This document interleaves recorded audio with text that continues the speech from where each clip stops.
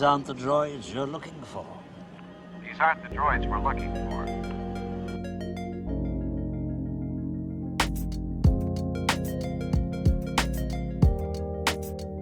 He was the best star pilot in the galaxy.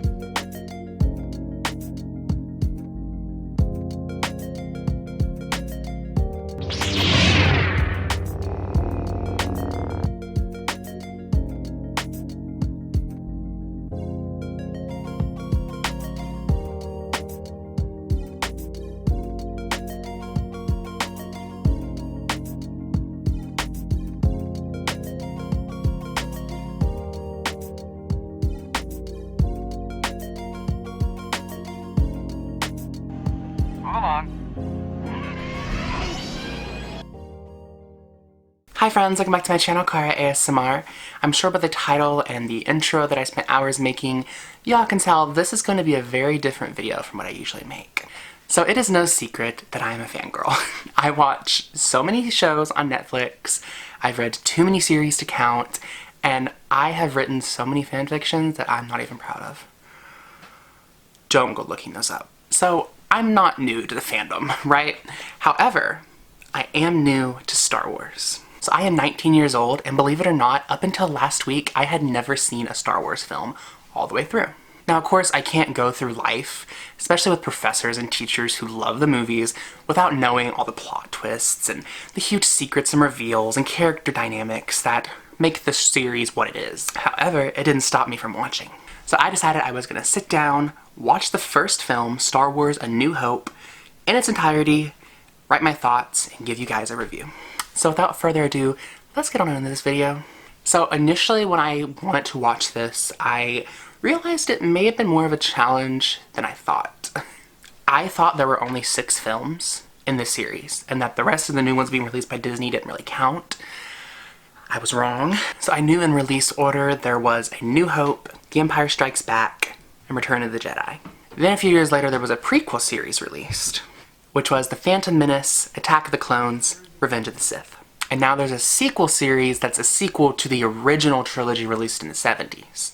There's The Force Awakens, The Last Jedi, and The Rise of Skywalker. Then of course there's some other solo films, or Solo obviously, and then there's a couple more I don't really know. However, the main point of this is it's a huge series.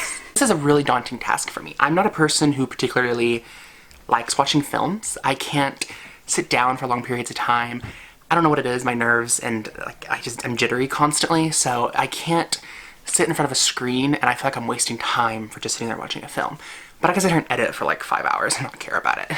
With Star Wars: A New Hope though, this film kept me on the edge of my seat, didn't want to stop watching, didn't take any breaks, and I was going to plow through it because it was so good. So for the background I could find. This film was originally released just as the title Star Wars. They didn't know if they were going to make it a series. They didn't know if it was going to be popular. The original film, A New Hope, was written and directed by George Lucas and released on May 25th, 1977. This movie starred Mark Hamill as Luke Skywalker, my baby, Harrison Ford as Han Solo, and Carrie Fisher as Leia, R.I.P.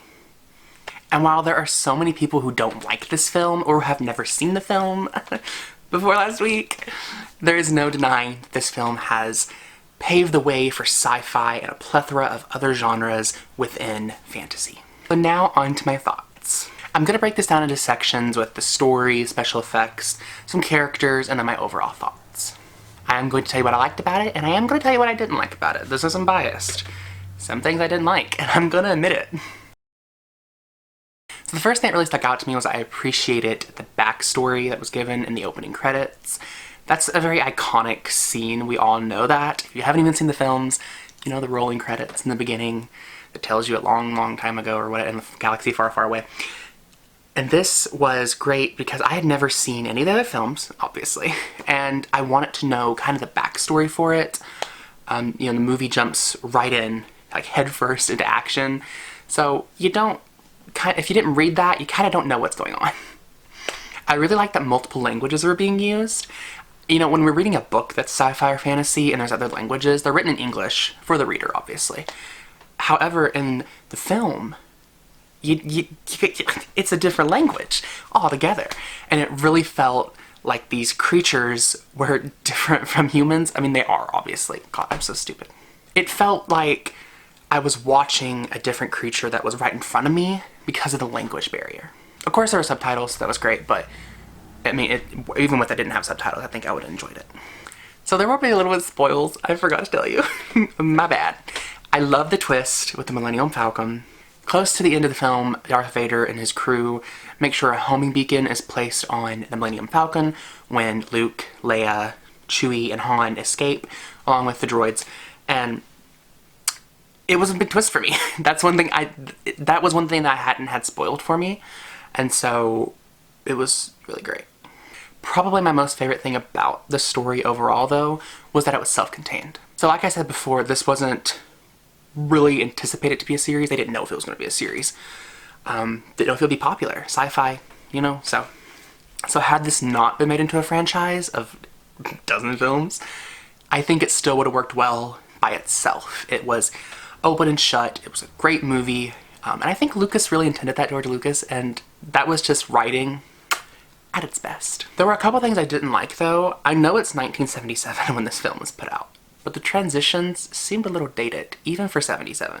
I've seen films from the 60s that had better transitions. And another thing I didn't like was that Luke basically just accepts he's a Jedi. You live with your aunt and uncle for so many years, and then this old guy you don't even know just tells you, you're a Jedi, your dad was a Jedi, and you're just like, cool beans, throw me that lightsaber, bruh. Like, it made zero sense to me how he just accepted it without questioning anything from Obi-Wan. I don't know, I feel like maybe I would have just fought with him for a little bit, like, what do you mean? Tell me what I need to know. But there was none of that. He was just accepting of it, which was really strange. Now, as for the special effects, probably my number one favorite thing of the film. The creature effects were phenomenal. Like I said before with the language, it was brilliant to watch these creatures, especially in the cantina scene. Wow, brilliant. Having them interact with humans and different species, it really felt like I was walking in to a dangerous bar that was just full of these different hybrids of creatures that could destroy me. I was like frightened of them a little bit, just a tad bit. They were cool though. I really love the special effects. I don't know who did it. I'll have to look it up. One of you guys comment down below who did the special effects for this film, because I may forget to look for it. But nonetheless, I really love the creatures. And the Death Star explosion was epic. Like, blowing up the stars. I know it seemed a little bit dated from what we have now. However, that was great for that, for 1977. One thing I didn't like though, and I think really brought this film down for me, was the Obi-Wan versus Vader fight scene.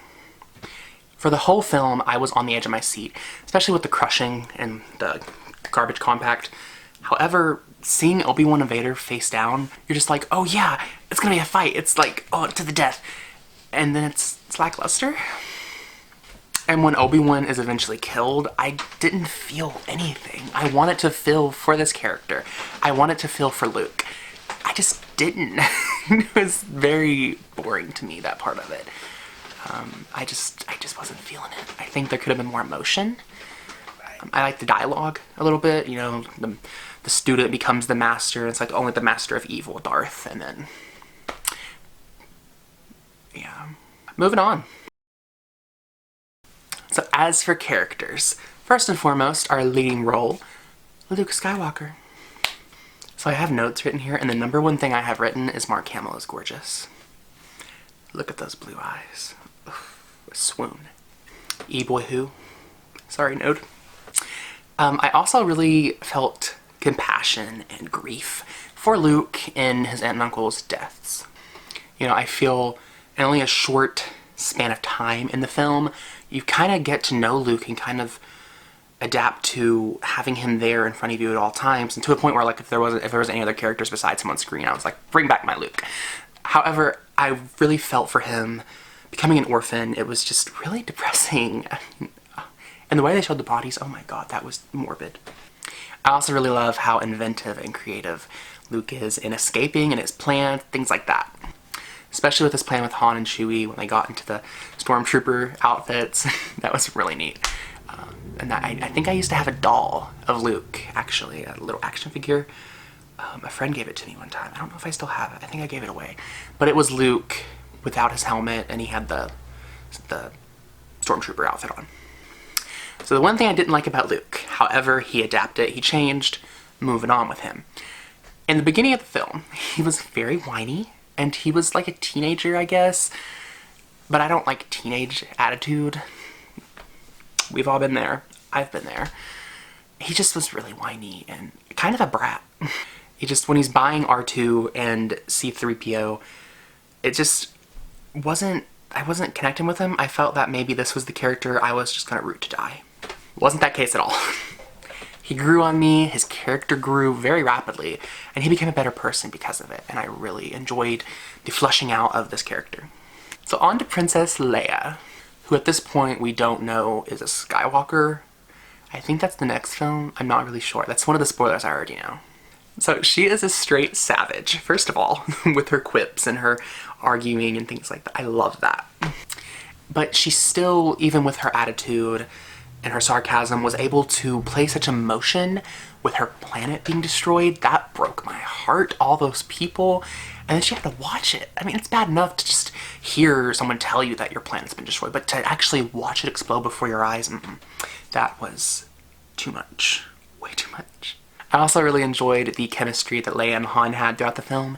It was very bickering and arguing and just being at each other's throats constantly, but there was chemistry there. You could tell, especially in the intro of this video. You could tell. The one thing I did notice about Princess Leia, maybe it was just my ears because I'm half deaf, but I noticed that her accent changed very slightly. I don't know if it was a character choice or an acting choice. Maybe the director told her not to do it, but it changed. I'm pretty sure. And not only that, but my sister, who saw this film years ago, actually noticed it too. She told me about it. And I was really confused as to why in the middle of a film they would just change an accent.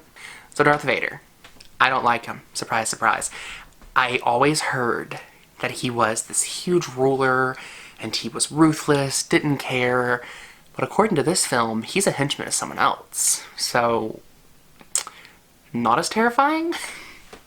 There's a scene in the beginning where he's choking one of the soldiers with the Force, and I guess his higher-up or his boss is like, don't do that, and he has to stop. It's like, I thought you were all-powerful, Mr. Vader.